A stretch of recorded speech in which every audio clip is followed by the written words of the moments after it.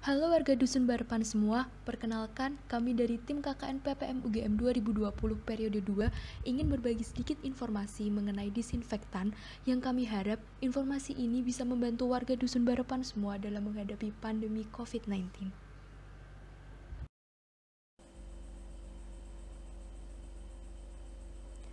COVID-19 merupakan penyakit yang disebabkan oleh jenis virus corona yang menyerang ke sistem pernafasan. Virus corona sebenarnya pertama kali diidentifikasi pada tahun 1960-an. Umumnya, virus ini ditemukan pada hewan dengan spesies yang berbeda-beda. Namun, yang terjadi saat ini merupakan jenis baru dari virus corona, yaitu COVID-19.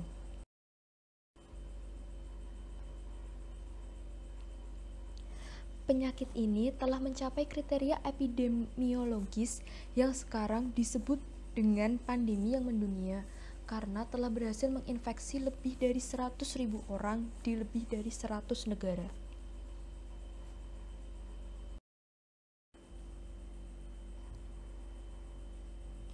Virus dapat ditularkan dari 1 hingga 2 meter melalui batuk atau bersin.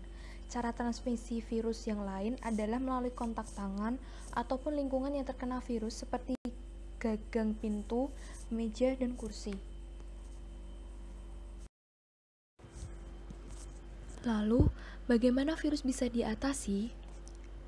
Virus COVID-19 diketahui memiliki lapisan dinding virus yang tersusun dari amplop lipoprotein yang membungkus RNA di bagian dalamnya. Agar virus ini bisa mati, maka dibutuhkan bahan yang mampu merusak amplop dan material di dalamnya. Amplop ini tidak bisa dihancurkan dengan air saja, sehingga perlu bahan lain yaitu alkohol atau surfaktan yang banyak dipahami oleh masyarakat sebagai sabun. Hal inilah yang menjadikan kegiatan cuci tangan sangat penting dilakukan oleh masyarakat dalam rangka mengatasi COVID-19. COVID-19 juga akan inaktif jika terkena sinar ultraviolet dan suhu tinggi serta disinfektan yang bersifat lipofil atau larut lemak. Contohnya yaitu ether, etanol, klorin, asam peroksiasetat, dan kloroform. Etanol dengan konsentrasi minimal 60% sudah diketahui dapat melarutkan bagian lipid atau lemak dari dinding virus sehingga virus akan rusak. Sedangkan bahan golongan klorin seperti klorin dioksida, sodium hipoklorit, asam hipoklorit, dan golongan hidrogen peroksida dapat membunuh virus dengan jalan masuk menembus dinding virus dan akan merusak bagian dalam virus.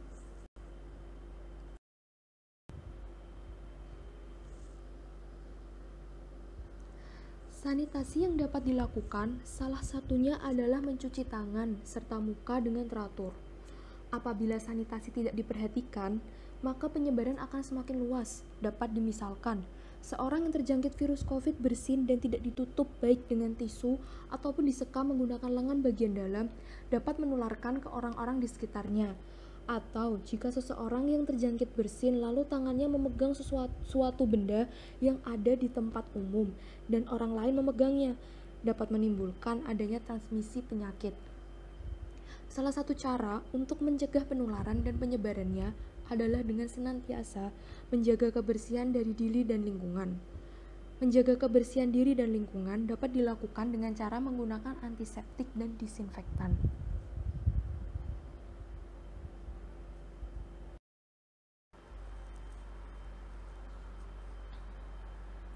Jadi, apa sih sebenarnya perbedaan antara antiseptik dan disinfektan?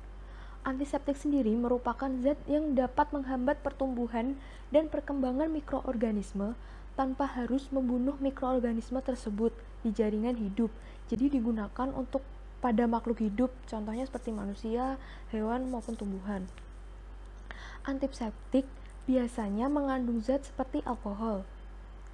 Antiseptik sering digunakan misalnya untuk membersihkan luka, mensterilkan tangan sebelum melakukan tindakan yang memerlukan sterilitas.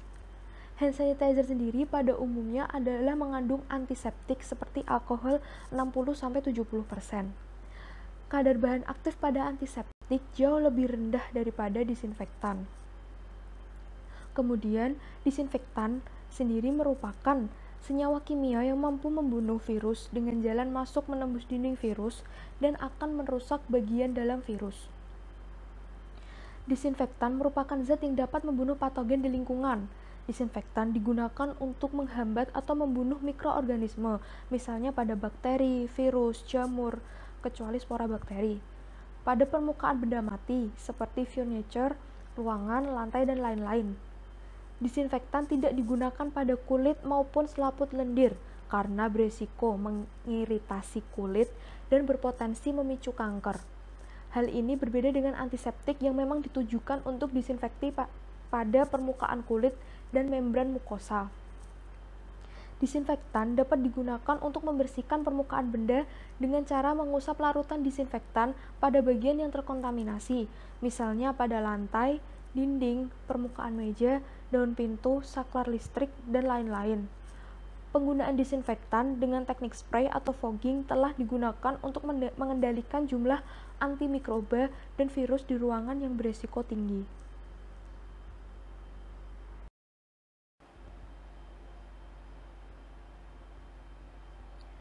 Sebelum masuk ke slide cara membuat disinfektan sendiri, izinkan saya menekankan beberapa poin untuk diperhatikan.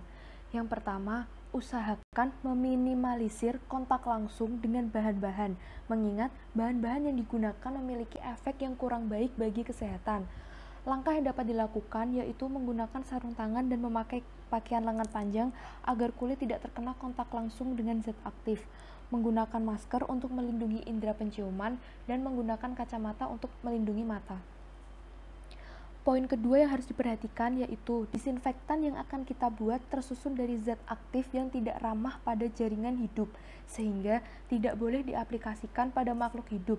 Jadi, disinfektan ini tidak boleh digunakan untuk menyemprot manusia.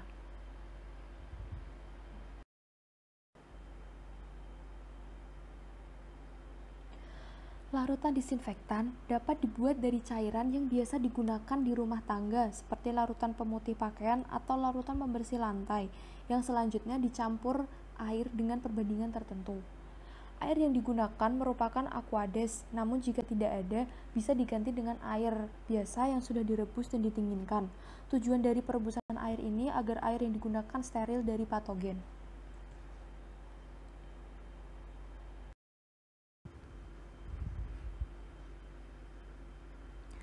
Untuk kadar kandungan bahan aktif dari disinfektan berpatokan pada penelitian sebelumnya yang dilakukan oleh Camp et al. Menunjukkan coronavirus dapat inaktif menggunakan 62-71% etanol, 0,5% hidrogen peroksida, ataupun 0,1% natrium hipoklorit dalam waktu 1 menit.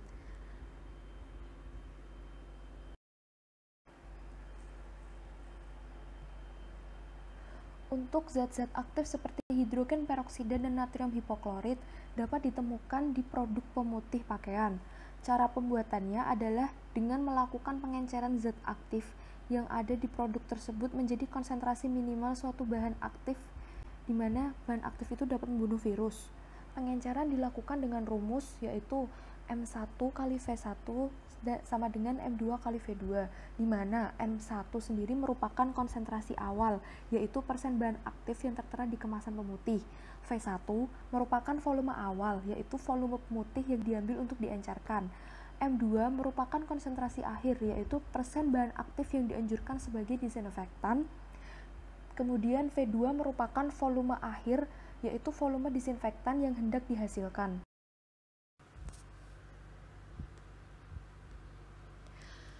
Kita ambil contoh, misalnya kita hendak membuat 100 ml disinfektan dari suatu produk pemutih pakaian dengan kadar NaOCl atau natrium hipoklorit sebesar 5,25%. Langkah pertama yang kita lakukan yaitu melihat pada literatur, di mana kadar NaOCl atau natrium hipoklorit yang dibutuhkan untuk membuat disinfektan adalah 0,1%.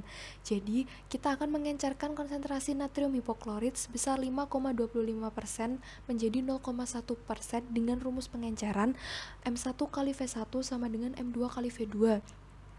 Pada bagian M1, kita masukkan nilai 5,25% sebagai kadar awal natrium hipoklorit, kemudian dikalikan dengan V1, di mana V1 ini dikosongkan karena ditanyakan, sama dengan M2 kita masukkan nilai 0,1%, yang mana target pengenceran dikalikan V2, yaitu volume disinfektan yang kita buat, yaitu 100 ml. Dari perhitungan tersebut akan didapat nilai V1, yaitu 1,9 ml. 1,9 ml ini merupakan banyaknya pemutih pakaian yang kita ambil untuk membuat disinfektan. Untuk volume air yang kita gunakan yaitu dihitung dengan cara mengurang 100 dikurangi 1,9, yaitu mendapatkan nilai 98,1 ml.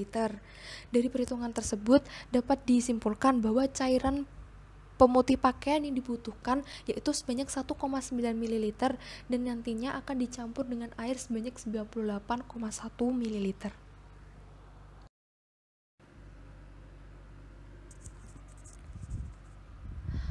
Pada slide ini, saya cantumkan tabel dari beberapa macam produk pemutih pakaian dengan kandungan bahan aktifnya yang bisa dimanfaatkan sebagai disinfektan. Dan perhitungan ini saya hitung untuk pembuatan disinfektan per 100 ml.